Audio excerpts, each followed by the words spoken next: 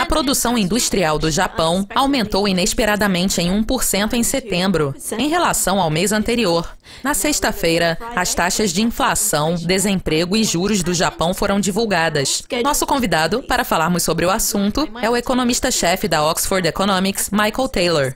Michael, na quinta-feira, vimos um aumento inesperado na produção industrial do Japão para 1% em relação ao mês anterior. Será que essa força inesperada é suficiente para manter a economia japonesa fora da recessão no terceiro trimestre, ou a queda de 0,9% na comparação anual apenas confirmou essa fraqueza? Apesar de o salto de 1% na produção em setembro ter sido uma boa notícia, é importante lembrar que nos 2 meses anteriores a produção recuou e no terceiro trimestre caiu cerca de 1,25%. Isso não significa necessariamente que o Japão vai evitar a recessão no terceiro trimestre. Claramente, a principal influência sobre a produção e as exportações tem sido a desaceleração da China, que parece estar se refletindo. Entretanto, há uma boa chance de o Japão evitar a recessão apenas por causa do crescimento registrado no terceiro trimestre, porque há sinais de recuperação nos gastos do consumidor, que caíram drasticamente no segundo trimestre.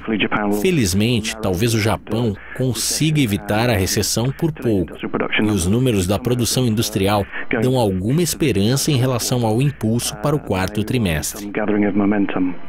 Há muitas incertezas em relação às perspectivas para a economia do Japão. O Banco do Japão está longe de sua meta de inflação de 2%, mas afrouxamento continua sendo uma questão de tempo. Será que o Banco do Japão vai aumentar o estímulo monetário na reunião de sexta-feira?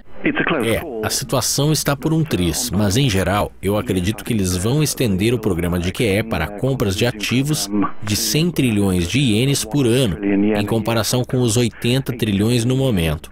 O foco principal está na inflação e a meta para os preços ao consumidor, excluindo alimentos frescos, caiu 0,1% durante o ano passado.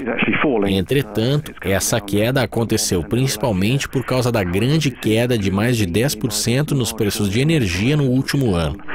O Banco do Japão está considerando cada vez mais medidas que excluem a energia. Mas, caso contrário, há sinais de um ligeiro aumento na inflação. Se excluirmos alimentos e energia, por exemplo, a inflação no momento está a 0,8%. E poderia subir com os dados para setembro. Os dados de inflação estão um pouco mistos e o Banco do Japão também poderia considerar essas medidas de inflação um motivo para não estender seu programa de QE na reunião de sexta-feira. Entretanto, considerando o cenário geral e a fraqueza do crescimento, independentemente dos resultados do terceiro trimestre, a economia japonesa recuou no segundo trimestre, ou se estagnou na melhor das hipóteses. Eu diria que as pressões inflacionárias diminuíram e não estávamos nem perto da meta de 2%. Obviamente, ao longo dos últimos meses, tivemos volatilidade no mercado financeiro. O mercado de ações caiu cerca de 10% desde agosto e a taxa de câmbio se valorizou consideravelmente diante do dólar.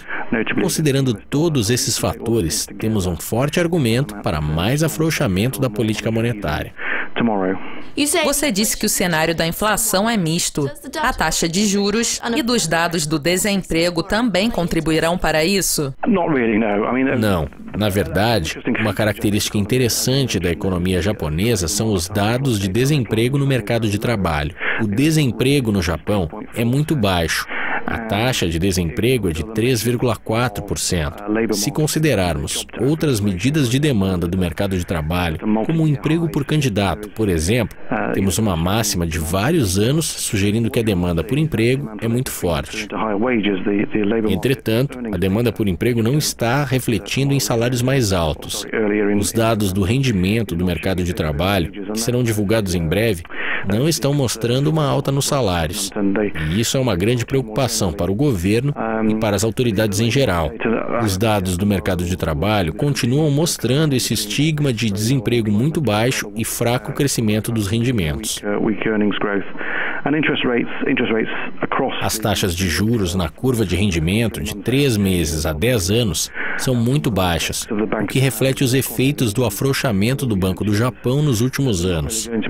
Portanto, eu não acredito que veremos muito mais movimento na taxa, apesar de muito depender das ações e da postura do Banco do Japão.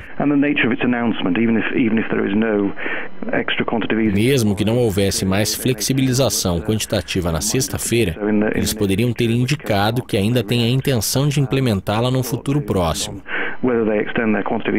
Muito depende de uma expansão do afrouxamento e do tom do anúncio. Obrigada pela participação, Michael. Isso é tudo por agora, mas continuem conectados ao site da Dukascop TV para mais notícias e análises de mercado. Até mais!